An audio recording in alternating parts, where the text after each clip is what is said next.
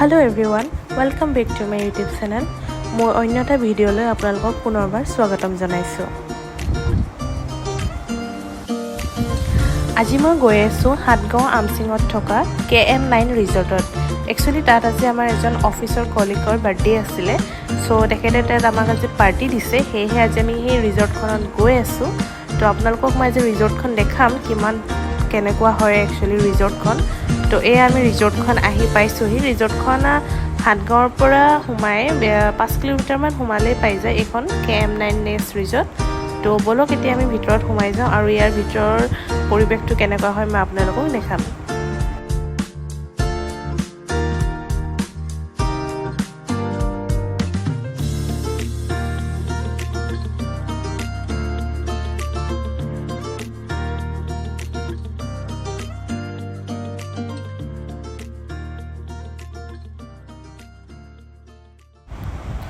ৰিজৰ্টৰ ভিতৰতো সোমাই আহিলো আৰু ৰিজৰ্টখন সোমাই আহি দেখিছো যে ৰিজৰ্টখন বহুত বেছি ডাঙৰ নহয় হা, বাট যিখিনি স্পেচ আছে তেওঁলোকৰ সেইখিনি বহুত ধুনীয়াকৈ তেওঁলোকে মেইনটেইন কৰিছে আৰু মানে বহুত বেছি ফেন্সিও নহয়, একদম সিম্পল এটা থিমত ৰাখিছে।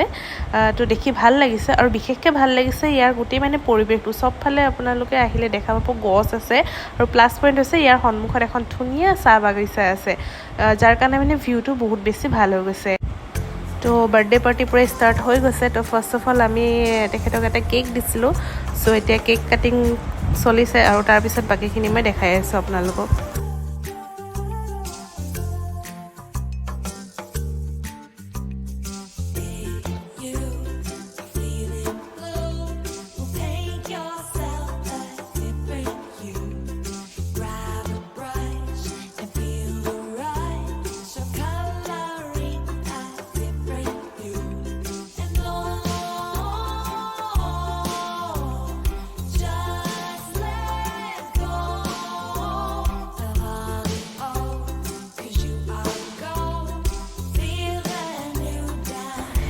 কেক কটা হৈ গ'ল আমাৰ। তাৰপিছত আমাৰ গোটেইখিনিয়ে পূৰা মেনু চোৱাত লাগি গৈছে, যিহেতু আমি এতিয়া খানাটো অৰ্ডাৰ কৰিব লাগিব। আৰু ৰিজৰ্টৰ ফালৰ পৰা আমাক এটা কমপ্লিমেণ্টাৰী ডিছ দিছিলে আৰু এয়া আছিলে বুট, মগু, পিঁয়াজ এনেকৈ ধুনীয়াকৈ এটা মানে চালাড টাইপ বনাই দিছিলে। আৰু আমি অৰ্ডাৰ দিছিলোঁ প্ৰথমতে এটা mushroom dry fry, chilli mushroom আছিলে, খাবলৈ বহুত ভাল আছিলে। আৰু তাৰপিছত লৈছিলোঁ এইটো পৰ্ক ড্ৰাই ফ্ৰাই, আৰু এইটো দেখিবলৈ যেনেকৈ টেম্পটিং হয় তো খাবলৈও বহুত টেষ্টি আছিলে। আৰু এটা আমি লৈছিলোঁ বেবিকৰ্ণ, এইটো খাবলৈ ভালেই আছিলে হা, ইমান বেয়া নহয়।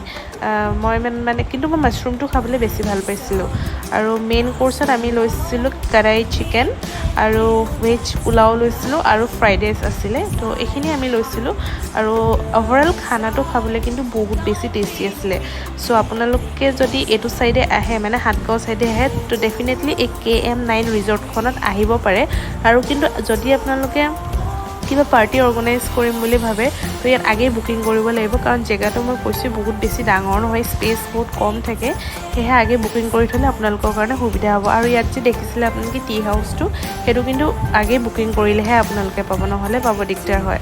আৰু এয়া মই অলপ সৰু ছোৱালীজনীৰ জোলনা এখন আছিলে, সেই জোলনাত অলপ ঝুলি ল'লোঁ। কেনেকুৱা লাগিলে বাৰ্থডে পাৰ্টি খাই? মজা, পুৰা মজা নে? একদম কনতে বাৰ্থডে আনামিকা ইউটিউব চেনেল। আমি যাওঁগৈ না, আমি যাওঁ এতিয়া ঘৰলৈ। তো আজি ভিডিঅ'টো ইমানতে শেষ কৰিছোঁ। আৰু যদি আপোনালোকে ভিডিঅ'টো চাই ভাল পায় তো please like, share and subscribe কৰি দিব। তো আজিলৈ আহিছোঁ, বাই বাই।